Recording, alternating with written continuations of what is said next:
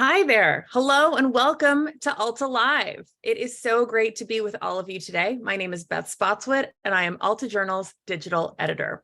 We are here today in conversation with author, journalist, and so much more, which we will talk about, Eugene S. Robinson. You may have Hey! Hey, you may have read Eugene's piece in the current issue of Alta Journal, A Punk's Progress. It's an examination on his arrival in California at Stanford as a punk rock enthusiast and musician in search of a good fight. And just last week, Eugene's inside look at the rise and fall, the dramatic fall, of digital news magazine Aussie was Alta Online's weekend read. We're going to talk about both of those pieces today. If you don't already know him, you absolutely should. Eugene Robinson is a polymath in the best of all possible ways, jacking all trades and mastering a ton. His articles have appeared in, well, everywhere. I was kind of going through the list, and it's everywhere from the New York Times and LA Times to Hustler. A former bouncer and German talk show host, Eugene fronts two bands, co-hosts a podcast, and is an internationally ranked martial artist. He writes Look What You Made Me Do, a must-read Substack newsletter. I'm a new subscriber, and is the author of A Walk Across Dirty Water and Straight into Murderer's Row, forthcoming from Feral House. You can pre-order that now. It's coming out August 29th. First, some brief housekeeping. Alta Live is the digital interview series we do here at Alta Journal. If you are unfamiliar with Alta, we are an award-winning quarterly magazine and website focused on California and the West.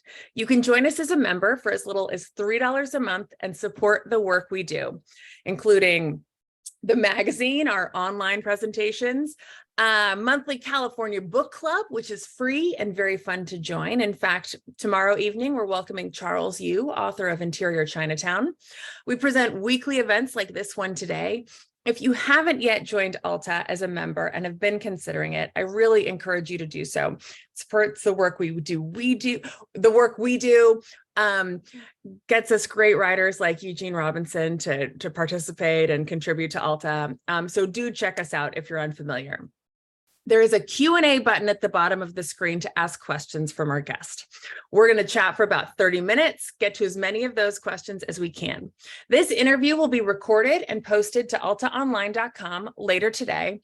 We will also send you a link with a link to the video, Eugene's work, upcoming invites to upcoming events, including we're having an Alta launch party, an issue party at the Village Well bookstore in Culver City on June 22nd. You're all invited. Wine, magazines, readings from the magazine. It'll be great. With that, it is so great to welcome everyone today. Please check in the chat. Let us know where you're zooming in from. It's always fun to see where our community is sitting today while they join us. I am in Novato, California. Eugene, where are you? East Palo Alto. Thanks so much for joining us. Hi, Maine and LA so far. I am so grateful to you for joining us. Also, you're back in, well, East Palo Alto. But my first question for you is kind of what is your California origin story? And it brought you to Palo Alto. Can you tell us how you landed here? Yeah, I'm a New Yorker, born and bred, Brooklyn. It's funny, I got interviewed by the guy from Crime Faces, which is this great kind of comedy website. And I went to see him in New York, and he said, "Where are you from?" I go, "I'm from Brooklyn." He goes, "Where in Brooklyn?" Because he thought, I was Ariviste, like I had come in Williamsburg or so, somehow one of the hip neighborhoods. I go, Flatbush, Crown Heights, Cobble Hill. He's like, "Okay, yeah, you're a real New Yorker." But I came out to go to Stanford, and so I feel like it's been a tremendous lack of imagination that I've stayed. But I travel so much and go so many different places that it's fine. It's a place to keep my stuff. California is a place to keep your stuff. Yeah, right. That is a headline. That is a whole other Alta. Born and raised in Crown Heights in the 80s, right here from Gabe. Do you know Gabe? No, I don't. Well, I know who he is, but yes. So I when you came to Stanford, you were kind of in search of something different from New York. California was, in some ways, as you mentioned in A Punk's Progress, a beacon of change of a culture and a community that you were seeking out? Well, the thing is, I went to Stuyvesant High School, right? So if you know anything about East Coast high schools, New York high schools, it's one of the three specialized schools in New York. It's like, yeah, like Lowell in San Francisco, or Bronx High School of Science, Brooklyn Tech, or the others. You have to take a test to get in. Though it's a public school, currently under fire because of well, if it's public, why can't my kid go? You didn't pass the test. Well, the test is biased, so it's now part of that discussion. But everybody I went to school with, they all went to Boston, right? So my high school girlfriend went to MIT, Harvard, MIT, and I didn't. I think I got into Cornell, and the idea of staying back east didn't appeal to me. And I figured, let me go to a place that I might want to visit. And if I like it, I'll stay. And if not, I could come back to New York. So I said, okay, Hawaii. And islands kind of creep me out. I mean, Manhattan, if pressed, I could swim from Manhattan to Brooklyn, but I'm not swimming from Honolulu back to California. So I just said, okay, California. And the person who coached me into it, she said, half an hour from the beach, half an hour from a major city. That was it. And they showed me pictures of campus, and that was it. So it was the underground guide to colleges, which had the ratio of cats to chicks. I mean, in the 70s, there was this book that was probably drawn from, probably published in 69, but it was an underground guide to colleges, and they gave you the ratio of cats to chicks. So, which is what That's how they referred to them? As exactly how they refer to them. Not woke at all back in 70, 75. But I figured going to, not Caltech wouldn't have helped in terms of the ratio for me. So I figured I would go to Stanford. I mean, these are how decisions are made. It's like funny. People would think that you were geared to it. No, it was complete. If I had not been walking through the hallway and had that nice woman in the peasant dress say, "Hey, you want to look at some pictures of California?" which is the pitch they made. It's like the Harvard of the West. And I was like, I mean, I think they still make that pitch. Do they really? I thought they had dropped that. So I mean, but when you came, you were also, or at least it's my understanding from reading your article in Alta, that you were looking for kind of like a different kind of community. There were bands that you loved and admired that were kind of originating or forming a community in the Bay Area. Can you talk a little bit about what, outside of the formality of Stanford University, your community was like when you got to California? Well, the thing is, I got into punk rock in New York in '77, right? When Sid Vicious and Nancy Spungen were at the Chelsea Hotel, and punk rock had started to. There were very few bands that had been punk rock bands that made the portage over to hardcore. But I knew hardcore was happening in California. I knew about Black Flag, who I saw for the first time in New York before Henry Rollins was singing for them. And so I knew that that there was something happening in California that wasn't happening in New York, and it was hardcore. I knew about the Dead Kennedys. I based the school choice on where I thought kind of the music was best. I mean, San Francisco with the SF Art Institute, the Pink Section, the Avengers, you had some bands that had first stage hardcore bands that were doing really cool things. So I thought, this will be, unlike other New Yorkers. A friend of mine once said, "Hey, how far is it from San Francisco to LA by subway?"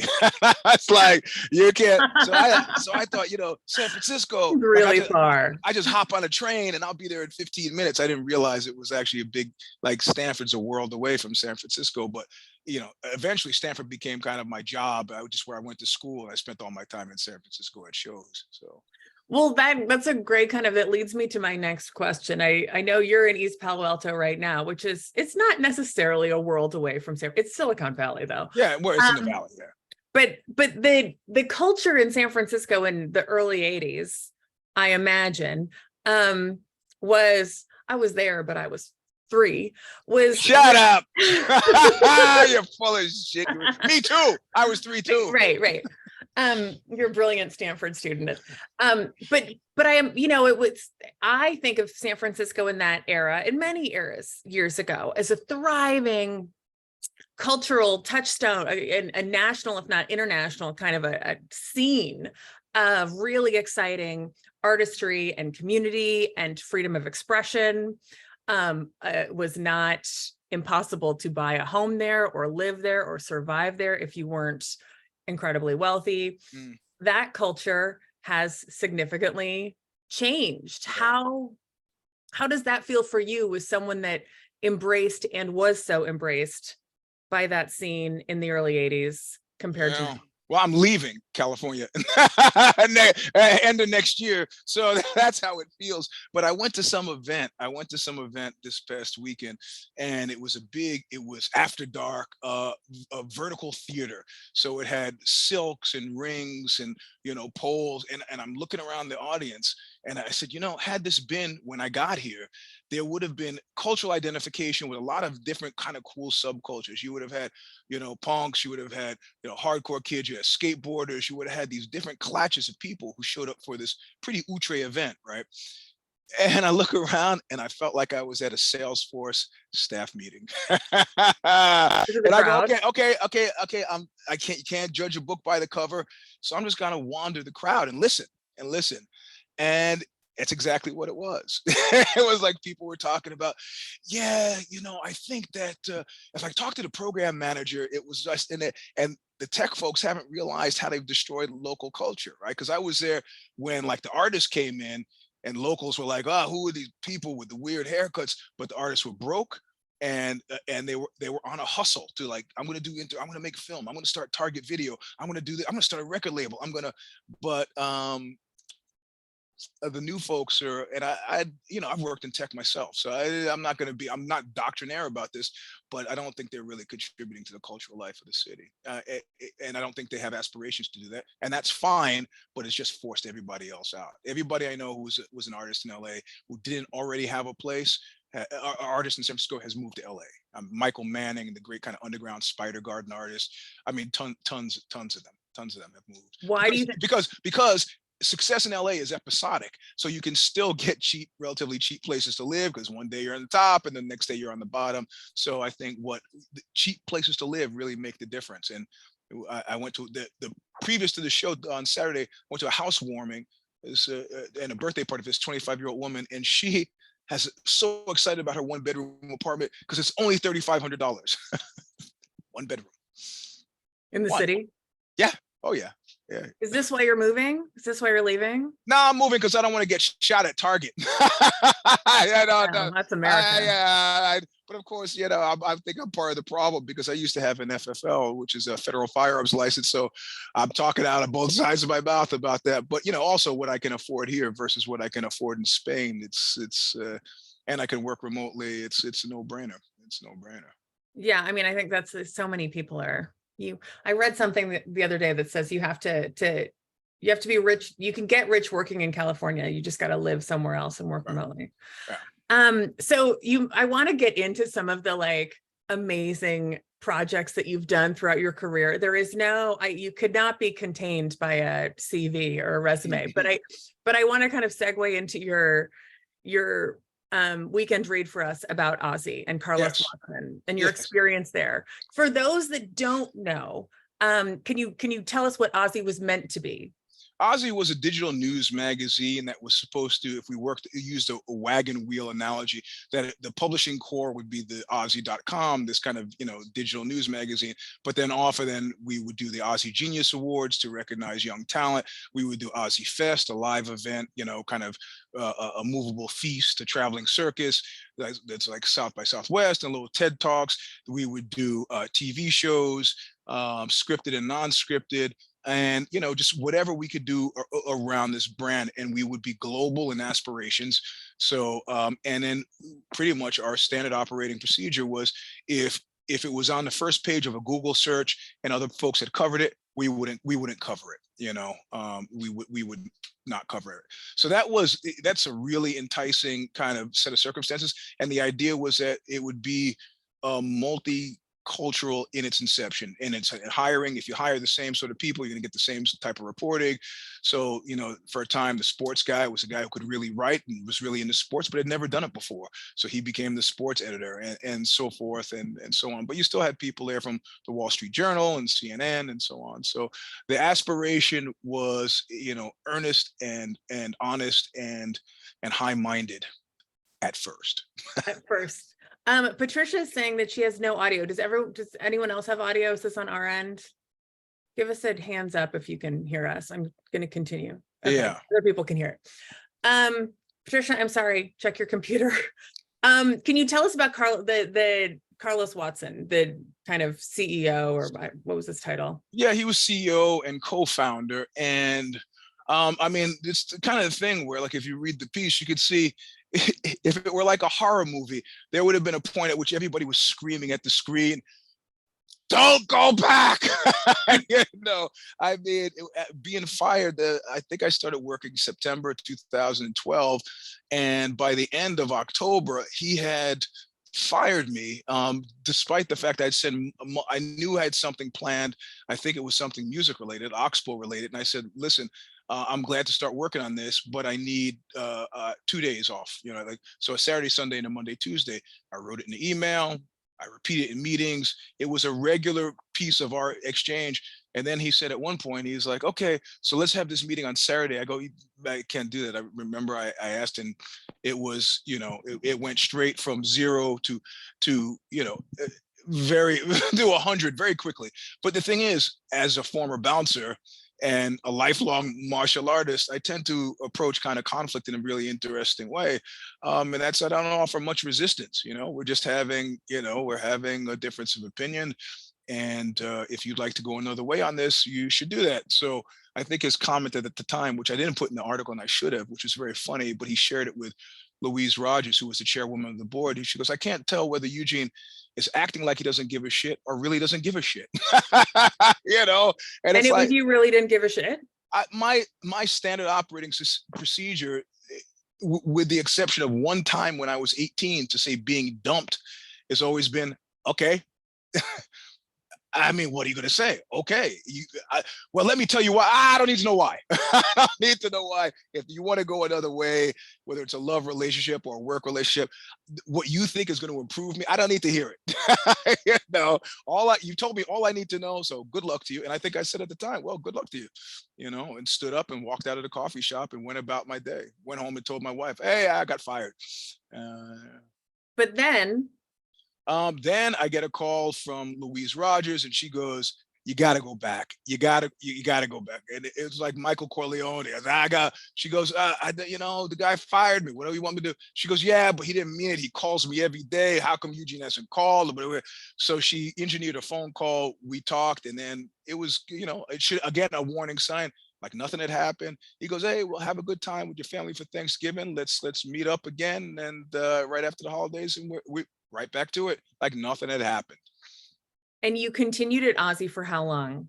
For after that, for 9 more years.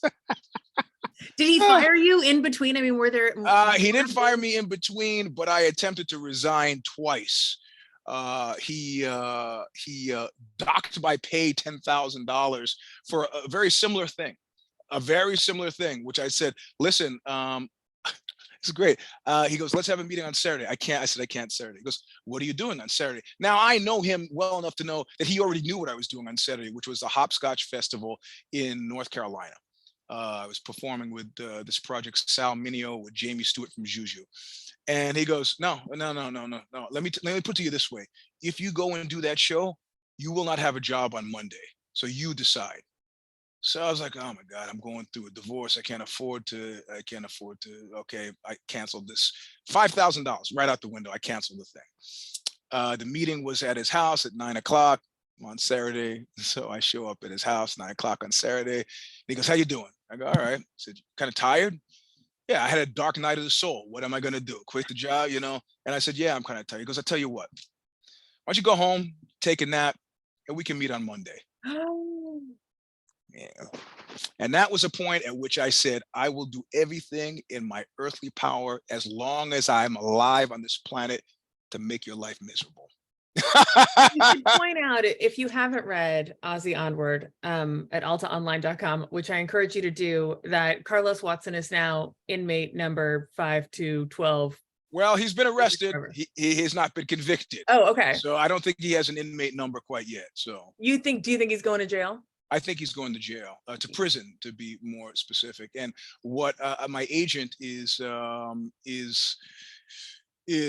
selling the book rights as we speak. Employee number 1 is the name of the book that he's selling, and I'm hoping that he sells it in time enough for me to actually be able to attend the trial.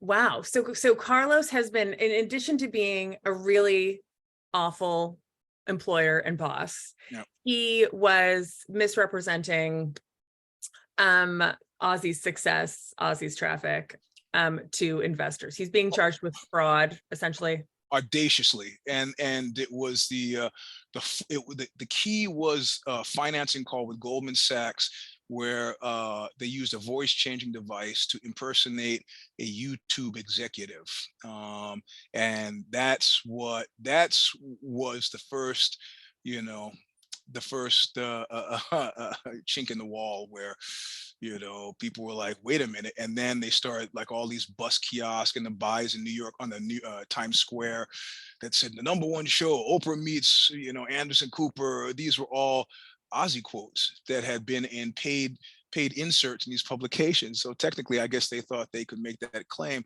but it went beyond that. It went beyond saying that they had a YouTube deal or Amazon deal or some such thing, or Hulu deal, with none of which they really had.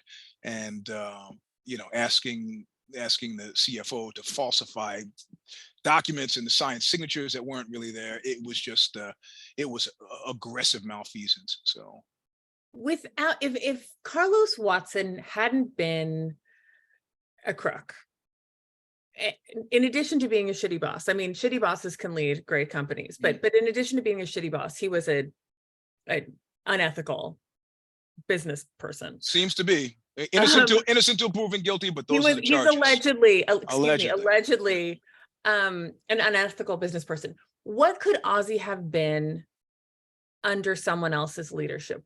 You spoke about the enticement of the mission.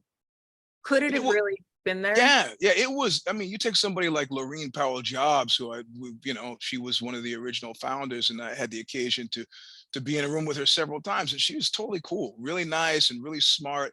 And I think when she gave up on Ozzy was a year that she chose to buy the Atlantic, or majorly invest in the Atlantic. And I think the Atlantic is doing a good job of what Ozzy could have done without the whole multi-culti part. Now, all these newsrooms look alike to me, if you know what I mean. It's a sea of white faces, which is whatever. It is what it is. But it would have been nice to. There was a point at which I think Ozzy was still true to the mission. Like Ben Smith at one point asked me. Ben Smith had been with the New York Times. Did you detect? Was there a specific moment or turn? And I kind of peg it to 2014, where we had a stylistic change that sort of almost ran us into a ditch, a design change, and a way that we kind of, and along with Facebook at the time changing the algorithm, which really ended up screwing us pretty badly. And I think at that point on is where they kind of went to the click farms and started working for either turnarounds or workarounds that got them into the first big bust, which was a 2017 deal where they found out that they were purchasing traffic and so on. So, Right. And I think Lorene was pretty upset with that. And pretty soon after that is when she made the jump to the Atlantic. But the mission was solid. There was a lot of good work done there. I keep mentioning Nick Farizzo's States of the Nation, where this kid, a fairly junior reporter, just got in his car and drove all around America before each and every primary, and just got waded in deep and got reporting that the New York Times never got, and so on. And that was a yeoman's effort, and it would have been rewarded amply at any other publication. But Ozzy squandered a lot of dreams that way. How about my Crime All the Time series, which now, of course, is in the ether because it started with the idea of we're gonna go to mafia dump sites around New York City where bodies have routinely, and this got us into the Gemini twins, and interviewed guys from Manhattan South, homicide detectives. It's a great piece. I mean, I got one of Ozzy's only awards, which is an OGA for my online commentary. It's funny. They gave you, a big plaque because you won this thing, and I would put it up in the conference room, and I would find it in the closet. Oh. And I would go put it up in the conference room, and I find the guy got screw it. And the thing is, when we closed because of COVID, when I still had a job, I left it there because I thought, the office would be open again. I'll be able to grab it later. And of course, it's still there. Yeah. Now it's evidence. Yeah. Yes, evidence. Right. You mentioned, I think you mentioned it in your newsletter, maybe your podcast, but that Carlos was the worst boss you ever had. Who is the best? Can you think of the Oh, best? easy. Hands down, when I was at Apple, Chris Gulker, who had been at the LA Times, who had been recruited by Steve Jobs to start at Apple. And they had a succession of marketing people that they needed to kind of deal with Apple.com as a publishing vehicle. And the marketing folks didn't work out. And Gulker, who wanted to say, why don't we bring in a real journalist and see what happens? And he hired me. And I had been at Nikon at the time, corporate in-house publication. And he said, listen, brought me into his office. He goes, you have one job and one job only. I go, okay, what's that? He goes, make me look good. That's it. And he goes, you do that for me and I'll do anything for you. And he was true to his word. And we had a great, I ended up following him to Adobe after there was a power struggle, which he lost. And he said, screw it, I'm leaving, went to Adobe, followed him to Adobe, where sadly he took ill and then died. But he was a phenomenal boss, a real phenomenal boss. And I do a podcast now called Bad Boss Brief. WTF at badbossbrief.com. You can send questions in there where we analyze bad bosses, because both Stephanie Perullo and I we're both the same age, have crazy careers in advertising and corporate America, and just strange things have happened. So we're experts now. So that's been a pretty fun job. I have a good bad boss story for you one day. Good. You got to tell me. You got to tell me. Yeah. Okay. So I want to talk a little bit about your. First I want to ask you. You've been a boss. I have been several times. What kind of boss are you? A nicely passive aggressive one. And I'll tell you, like, oh, my boyfriend and I just moved into a new place, so we really got to move. I know this piece is due. Can I push it to Monday? I go, you know what? Don't worry, I'll take care of it. Well, no, I don't want to. I said, no, that's fine. I'll work a little bit later. I'll be here until 10 at night. I can take care of it. That's the guy. And the thing is, was that person punished as a result of that? No, you were. No. I mean, I didn't care. I was going to be there anyway. It was when I was at the men's fashion magazine, Code, award-winning Code magazine in LA. I really wanted the stuff done, and I wanted it done to my specifications, and I wasn't going to be a jerk and make everybody stay. Go live your life. However, if it had happened repeatedly, then it was clear, I'm doing your job and you're getting paid for it. So why don't I just not have you paid for it, and I can take the money and do your job? I mean, ultimately, but nobody ever pushed me to do that. I've had to fire 3 people over the course of my time in editorial, and they were all not very pleasant engagements. But every single one of the people had it coming. So, all right. So the podcast, you do the podcast. You do Look What You Made Me Do. Right. Substack, which again I really recommend everyone subscribe. We'll send you a link to it. Yep. You're in Oxbow and a second band. Buñuel, which is my Italian supergroup. Everybody, which is strange because everybody in the group is in a much larger, like, Italian group. So we've done 3 or 4 tours. And so typically, the guitar player go out, everybody's like, yay! And the drummer goes, yay! And the bass player goes out, yay! And I walk out on stage and people are like, eh? Which is totally reversed, because with Oxbow, people, oh, it's a guy from Oxbow. So that only happened the first tour. The second, third tour, and the fourth tour, and then Buñuel just did the festival up right outside of Montreal with Fred Frith and John Zorn. And at this point now, people are like, oh yeah, it's Eugene. So they're cheers, but it's very fun. And Oxbow's got a record coming out July 21st on Mike Patton from Faith No More, his record label Epicac. So we're pretty excited about that, and follows up with a 2-week tour of Europe from September 1st to 16th. And then we come back in 2 weeks to get back into this time zone. And then we go out and play America, New York, Philly, Boston, all the rest of it, Arizona. And your book's coming out at the end of August. You are apparently moving to Spain next year. Where you can theoretically do all of this work that you're doing. Same. Yeah. Have you always had 17 projects going on at once? Were you a 5-year-old like this?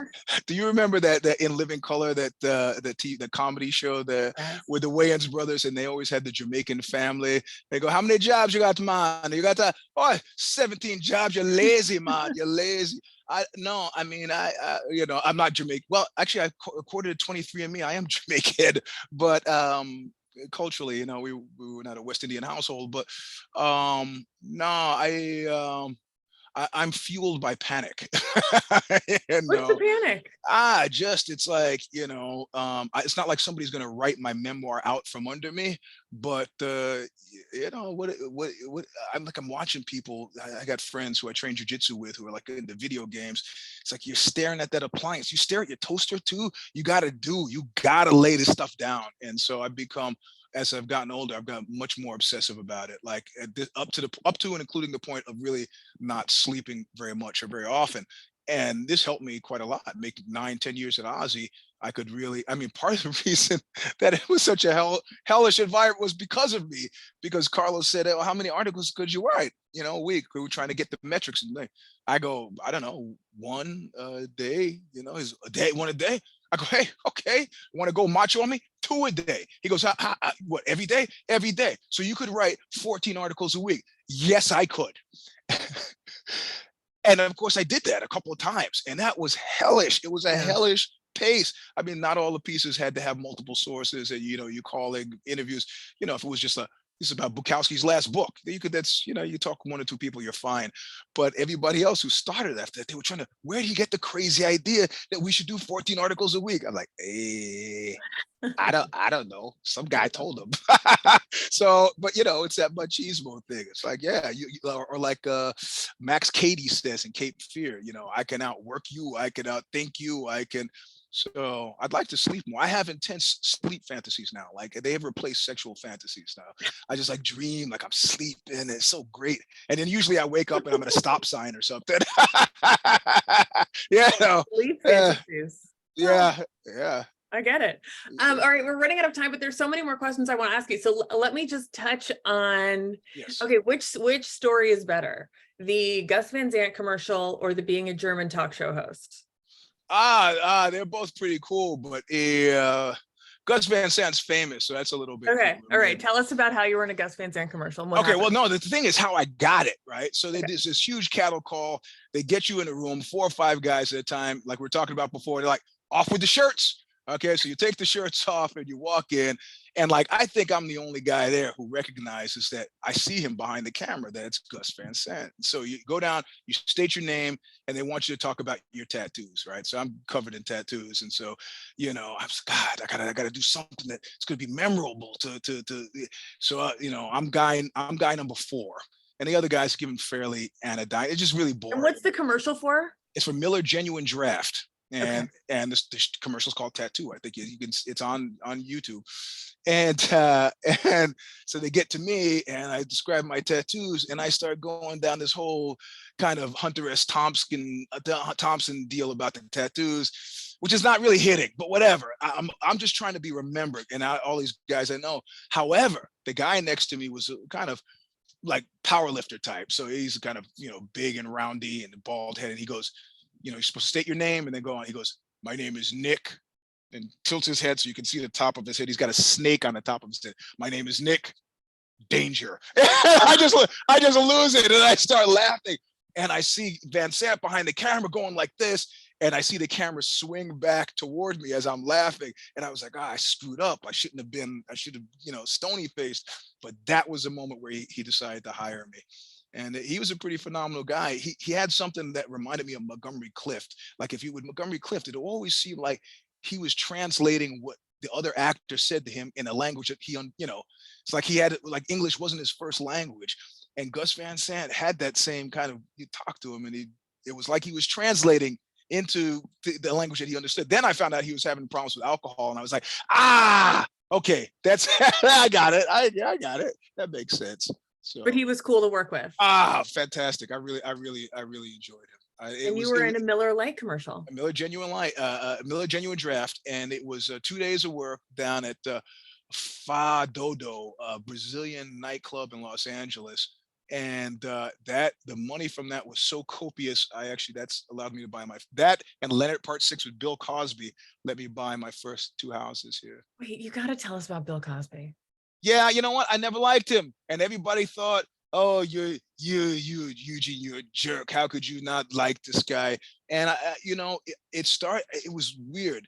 Like, you see, and I talked, I was happy to be on the set. Generally, I kind of was peeping the deal every day. He had this custom made Porsche he would take out, he'd take the cover off and people would stand around.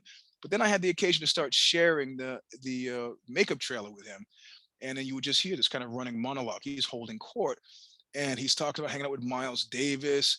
And then he starts like really in on like some of these female celebrities who had, but really unkind characterizations, like so and so was a fat bitch, and I was like, whoa, this is I don't want to hear this talk out of America's dad. No.